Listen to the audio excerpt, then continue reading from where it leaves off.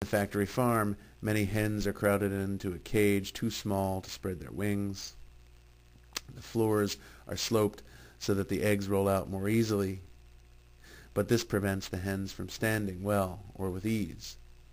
The hens react poorly to such environments, and thus their beaks are cut off with a hot knife to prevent them from pecking each other out of frustration.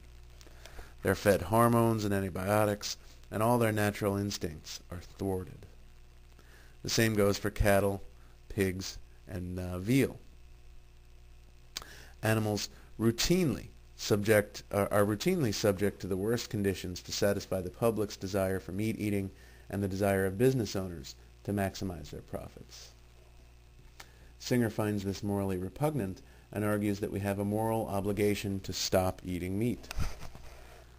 He says, "None of these practices cater to anything more than our pleasures of taste.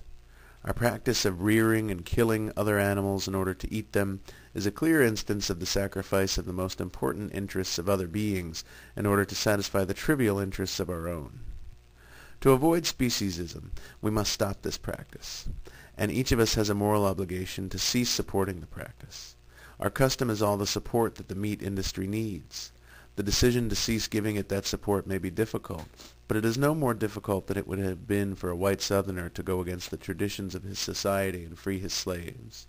If we do not change our dietary habits, how can we censure those slaveholders who would not change their own way of living?" So here Singer points out that, yes, we're inflicting this great suffering on animals, cutting the beaks off of hens and so on, subjecting all these other animals to horrid conditions, and that we're doing so for what is essentially a trivial interest. We're trumping a vital interest, the interest of these animals in staying alive, with a trivial interest, our interest in eating meat. So he goes on in this quote to say that really the only thing people need to do is vote with their dollars. He says the meat industry is supported by meat-eating people, and he makes a comparison between those who eat meat and I suppose those who purchase slaves, and maybe that is unhelpful.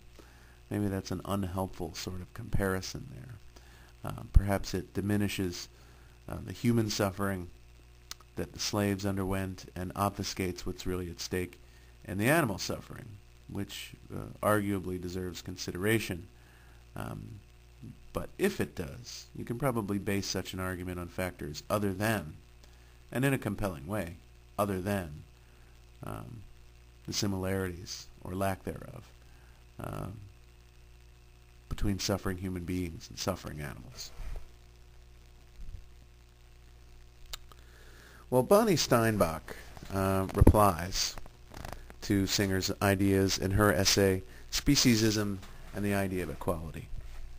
And she argues that while animal suffering is morally important, human beings have characteristics that warrant treating each other differently from the way we treat animals.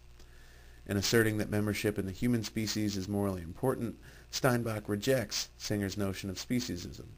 Instead, Steinbach invokes a privileged status principle for attributing greater worth to human beings, which she says provides the necessary moral justification of using animals for human ends.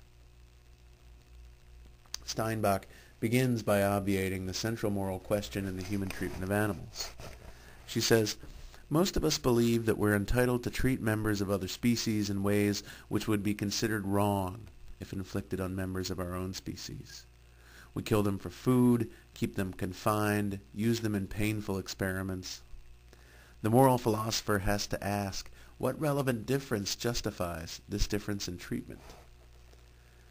While she acknowledges that the suffering of animals matters, Steinbach rejects Singer's notion of speciesism on the grounds that it redefines equality by overlooking morally relevant characteristics of human beings that might justify unequal treatment between human beings and animals.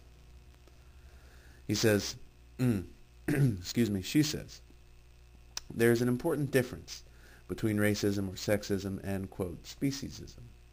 We do not subject animals to different moral treatment simply because they have fur and feathers, but because they are in fact different from human beings in ways that could be morally relevant. It is false that women are incapable of being benefited by education, and therefore that claim cannot serve to justify preventing them from attending school. But this is not false of cows and dogs, even chimpanzees. Intelligence is thought to be a morally relevant capacity because of its relation to the capacity for moral responsibility. She reiterates this point elsewhere. She says, certain capacities, which seem to be unique to human beings, entitle their possessors to a privileged position in the moral community. So she's saying that there really are significant differences between humans and animals that make humans more valuable. And in saying so, she rejects Singer's notion of speciesism.